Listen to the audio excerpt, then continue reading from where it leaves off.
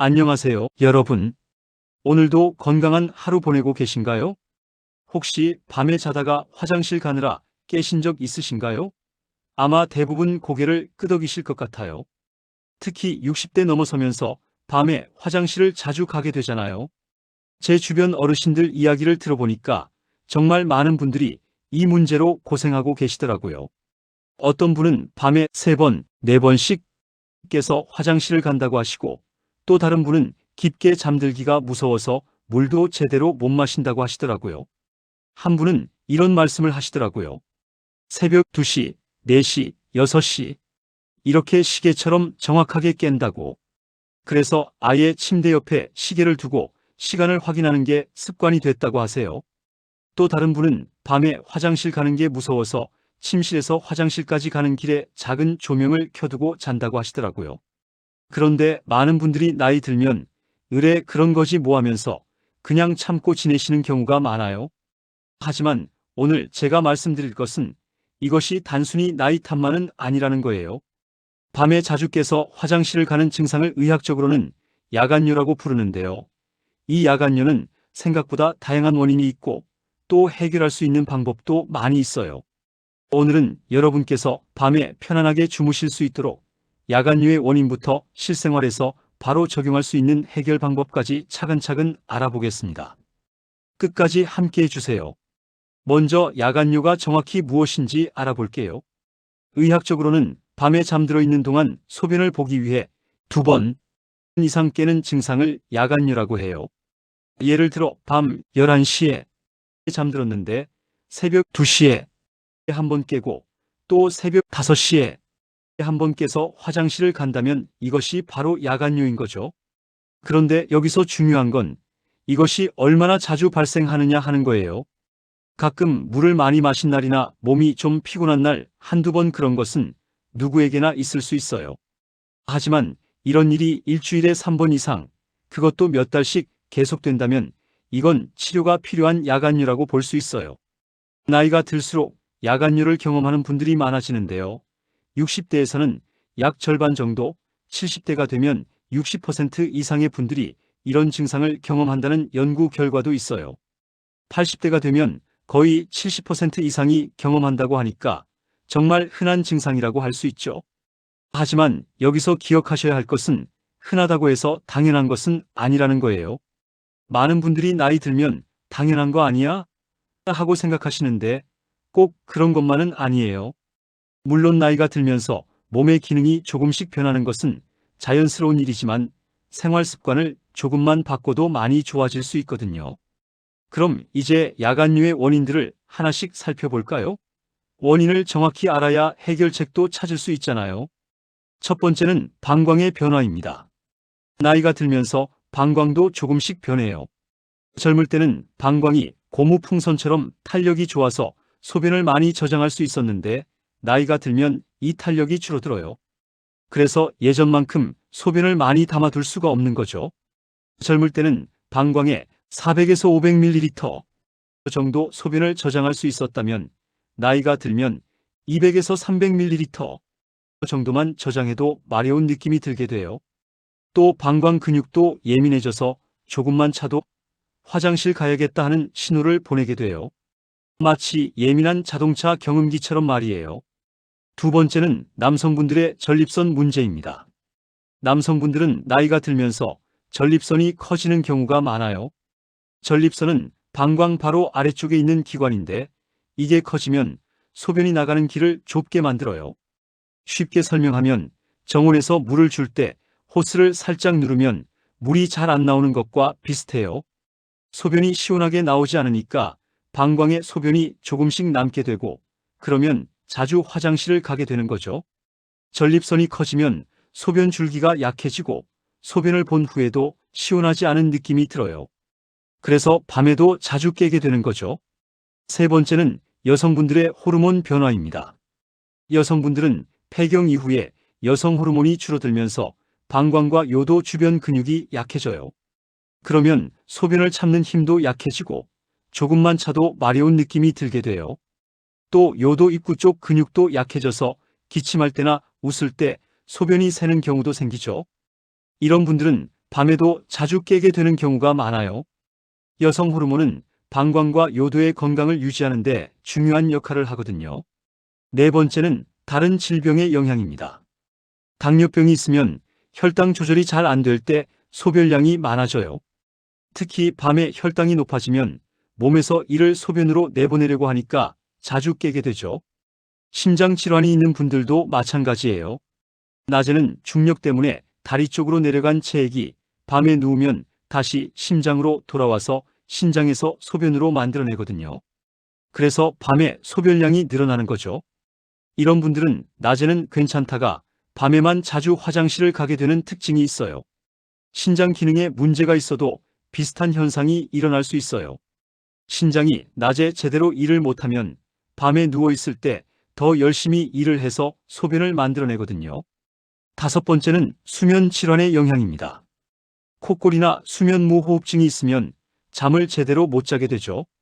그러면 깊게 잠들지 못하니까 작은 자극에도 쉽게 깨게 되고 깨면서 화장실 가야겠다 하는 생각이 드는 거예요. 또 불면증이 있어서 자주 깨는 분들도 마찬가지죠. 잠이 얕으면 방광에서 오는 작은 신호에도 민감하게 반응하게 되거든요.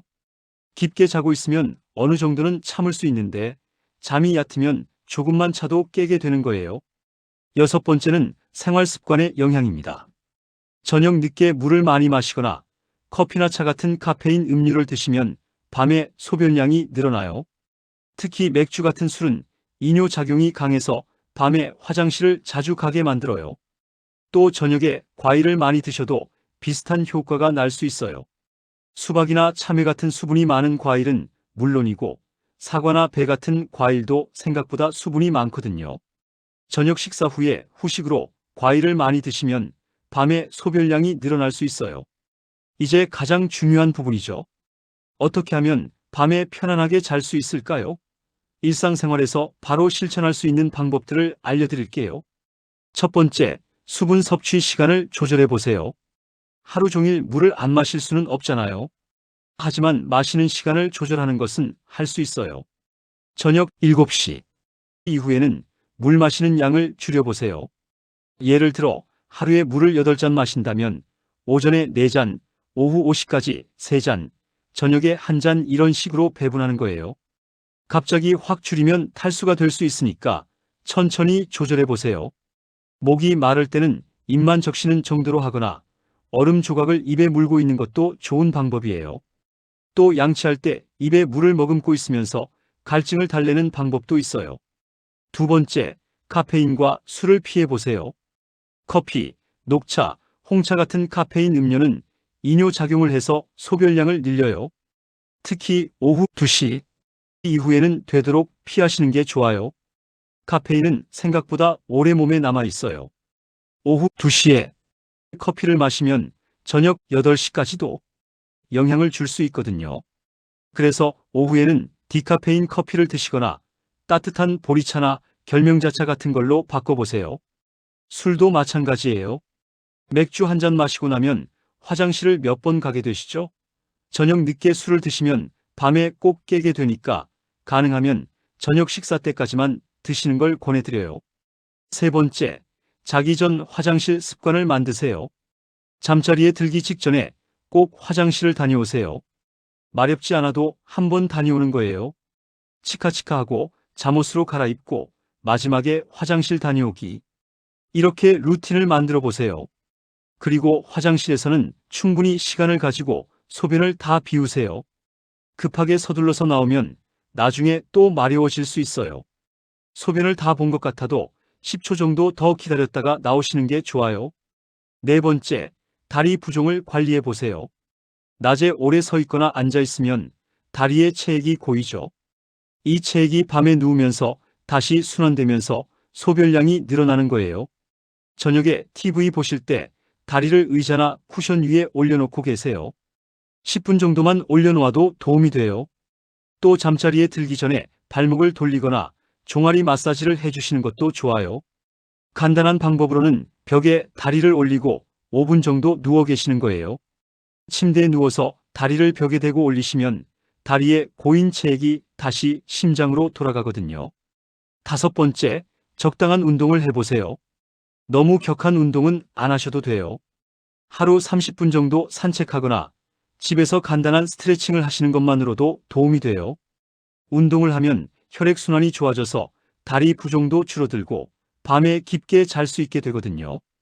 다만 저녁 늦게 운동하면 오히려 잠이 안 올 수 있으니까 오후 6시 이전에 하시는 게 좋아요. 걷기 운동이 가장 좋은데요. 동네 한 바퀴 돌거나 아파트 단지 내에서 천천히 걸어보세요. 비가 오는 날에는 집에서 제자리 걸음을 하시거나 간단한 맨손 체조를 하셔도 돼요. 6번째, 체중을 관리해 보세요. 살이 찌면 방광과 전립선의 압박이 가해져서 야간뇨가 더 심해질 수 있어요. 갑자기 다이어트를 하실 필요는 없고 조금씩 체중을 줄여나가시면 돼요. 식사량을 조금씩 줄이고 기름진 음식보다는 담백한 음식을 드시는 거예요. 나물 반찬이나 생선 요리 같은 걸로 말이에요. 특히 저녁 식사는 가볍게 하시는 게 좋아요. 7번째, 소변을 참지 마세요. 낮에 소변이 마려울 때 조금만 더 참자 하고 참는 분들이 있으세요. 하지만 이렇게 하면 방광 근육이 더 약해질 수 있어요. 마려우면 바로 화장실을 가시고 충분히 시간을 가지고 소변을 다 비우세요.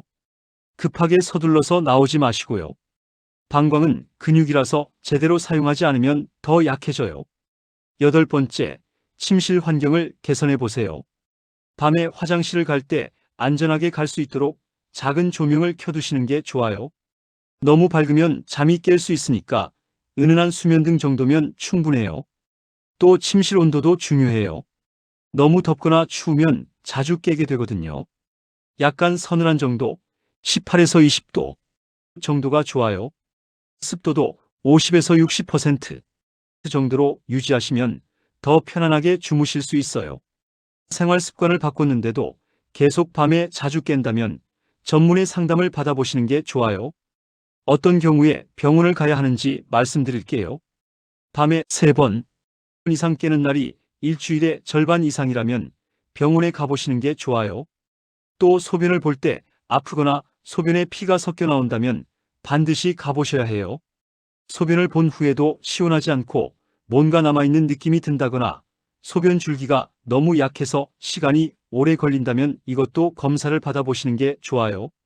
또 갑자기 참을 수 없을 만큼 급하게 마려워지는 증상이 자주 있다면 병원에 가보세요. 남성분들 중에 전립선이 커진 경우에는 약물 치료를 받을 수 있어요. 전립선을 작게 만들어주는 약이나 소변이 잘 나오도록 도와주는 약을 처방받을 수 있거든요. 요즘은 부작용이 적은 좋은 약들이 많이 나와 있어요. 여성분들은 방광 근육을 안정시켜주는 약을 처방받을 수 있어요. 또 필요에 따라서는 골반 근육 운동법도 배울 수 있고요. 케겔 운동이라고 들어보셨을 텐데 이런 운동이 많은 도움이 돼요. 당뇨병이나 심장병 같은 다른 질병 때문에 야간뇨가 생긴 경우에는 그 질병 치료가 우선이에요. 혈당 조절을 잘하고 심장 기능을 개선하면 야간뇨도 자연스럽게 좋아지거든요. 수면 무호흡증이 원인인 경우에는 수면 클리닉에서 치료를 받으실 수 있어요. 요즘은 좋은 치료법들이 많이 나와 있어요. 수면 무호흡증을 치료하면 야간뇨뿐만 아니라 전반적인 수면의 질도 좋아져요. 병원에 가시기 전에 일주일 정도 배뇨 일기를 써보세요. 하루에 소변을 몇 번 봤는지, 밤에 몇 번 깼는지, 물을 얼마나 마셨는지 기록해 놓으시면 의사 선생님이 진단하는데 큰 도움이 돼요. 복용하고 있는 약이 있다면 그것도 메모해 가세요. 혈압약이나 당뇨약 중에는 소변량을 늘리는 것들이 있거든요. 이뇨제라고 하는 약들이 그런데 이런 약을 드시고 계시다면 의사 선생님께 말씀드리세요. 오늘은 60대 이상에서 흔한 야간뇨의 원인과 해결 방법에 대해 알아봤어요. 정말 많은 분들이 겪고 계시는 문제인데 그냥 나이 탓으로만 돌리고 포기하지 마세요. 오늘 말씀드린 것 중에서 여러분께 맞는 방법 몇 가지만 골라서 실천해 보세요. 저녁에 물 마시는 시간을 조절하는 것부터 시작하셔도 좋고 자기 전 화장실 가는 습관을 만드시는 것부터 시작하셔도 좋아요. 무엇보다 중요한 건 너무 스트레스 받지 마시라는 거예요. 밤에 깨더라도 또 깼네 하고 스트레스 받지 마시고 괜찮다, 천천히 좋아질 거야 하는 마음가짐을 가지세요. 변화는 하루아침에 일어나지 않아요. 2주, 한 달 정도는 꾸준히 실천해 보시고, 그래도 별로 나아지지 않으면 병원에 가보시는 걸 권해드려요. 혼자서 해결하려고 너무 오래 고민하지 마시고요. 그리고 생활 습관을 바꿨는데도 계속 불편하다면 망설이지 마시고 병원에 가보세요. 요즘은 정말 좋은 치료법들이 많이 나와 있어요. 부끄러워하실 필요도 없고요. 의사 선생님들은 이런 문제를 정말 많이 봐왔거든요. 여러분 모두 밤에 푹 주무시고 아침에 개운하게 일어나시길 바라요. 밤에 깨지 않고 한 번에 쭉 주무실 수 있는 그날이 빨리 오시길 바랍니다. 구독과 좋아요 눌러주시고 생활의 지혜를 함께 나눠요. 오늘도 건강하시길 바랍니다. 감사합니다.